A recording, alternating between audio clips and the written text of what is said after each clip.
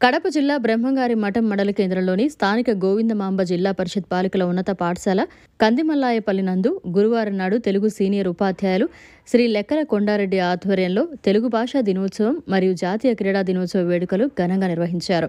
ఈ కార్యక్రమంలో మొదటగా వ్యవహారిక భాషా ఉద్యమ పితామహుడు గిడుగు రామ్మూర్తి దంపతులు, హాకీ క్రీడాకారుడు ధ్యాన్ చంద్ చిత్రపటాలకు పూలమాల వేసి ఘన నివాళులర్పించారు. ఈ కార్యక్రమానికి పాఠశాల ఉపాధ్యాయురాలు శ్రీమతి నిర్మలాదేవి అధ్యక్షత వహించగా ముఖ్య అతిథులుగా మండల విద్యాశాఖ అధికారులు వెంకటేశ్వర్లు హాజరయ్యారు. ఈ సందర్భంగా ప్రధానోపాధ్యాయురాలు మీడియాతో మాట్లాడారు. విద్యార్థులు చదువుతో పాటు ఆటల్లో రాణించాలని, అలాగే మన మాతృభాషను మరవకుండా మాతృభాషలోనే మాట్లాడుతూ సంభాషణ చేయాలని, తల్లి వంటి భాషను మనం మరవకూడదని తెలిపారు. ఈ కార్యక్రమంలో ఉపాధ్యాయులు కె ప్రభాకర్, శ్రీమతి ఎలిజబెత్, తెలుగు అధ్యాపకురాలు శ్రీమతి పుష్పలత, శ్రీమతి ఆర్కే నారాయణమ్మ, విద్యార్థులు పాల్గొన్నారు.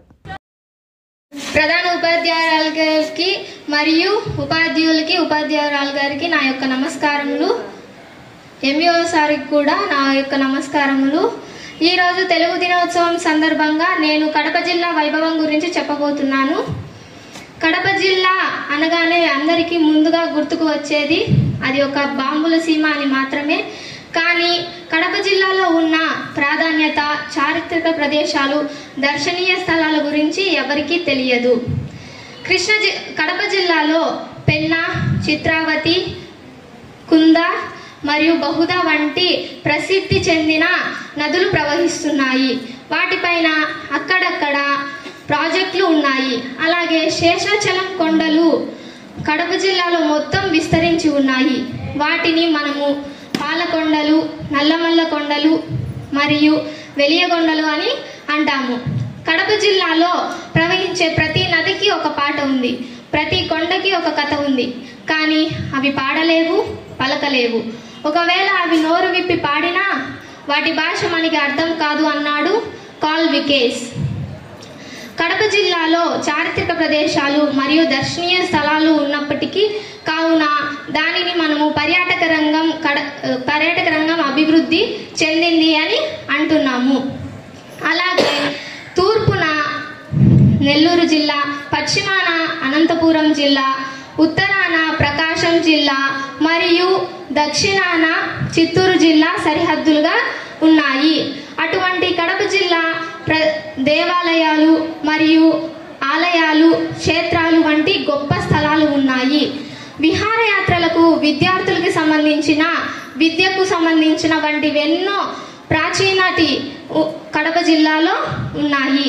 అలాగే రాజులు, రాజ్యాలు అంతరించిపోయిన వాళ్ళ జ్ఞాపకార్థంగా మనకి ఎర్రకోట, గండికోట మరియు సిద్ధవటం అనేవి ప్రదేశాలు కడప జిల్లాలో ఉన్నాయి. అలానే మన కడప జిల్లాలో వెంకటేశ్వర స్వామి ఆలయం ప్రసిద్ధిగాంచింది. ఆయన కృష్ణాచార్యులు గారికి ప్రతిష్ఠ చేశారని ప్రతీతి. కావున అక్కడుండే ప్రదేశాన్ని మనం కృష్ణాపురం అని అంటున్నాము. తిరుపతి దేవుణ్ణి కడప గడప అని అంటాము. అలాగే సుప్రసిద్ధైన సురభి సంస్థ కూడా కడప జిల్లాలోనే పుట్టింది.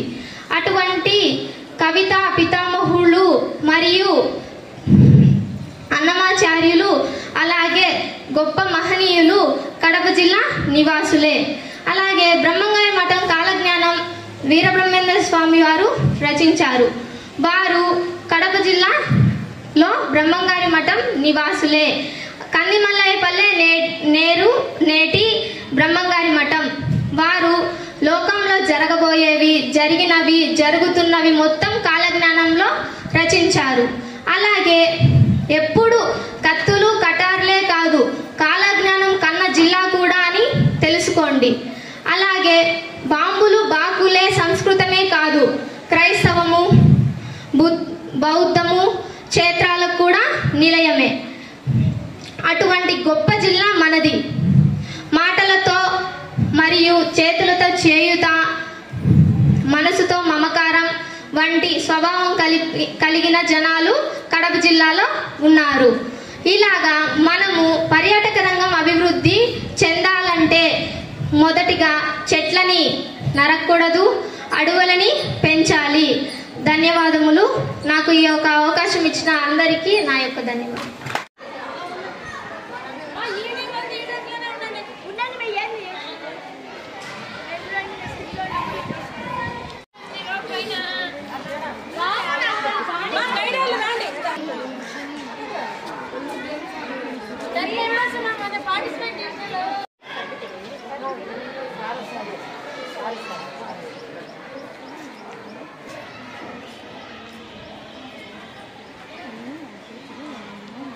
Okay sir, right sir.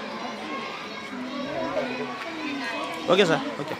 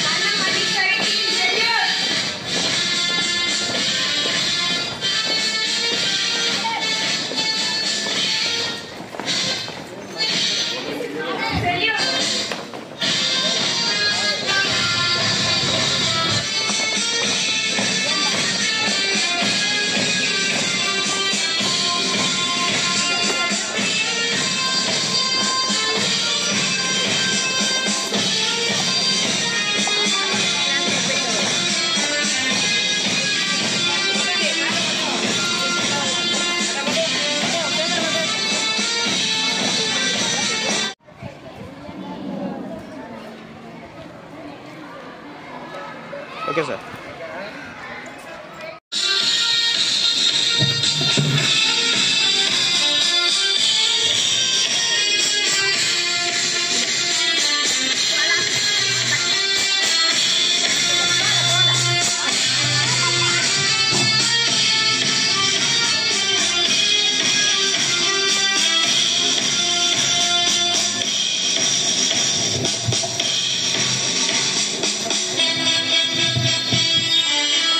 మరిన్ని అప్డేట్స్ కోసం మన HN9 టీవీ ఛానల్ని సబ్స్క్రైబ్ చేసుకోండి.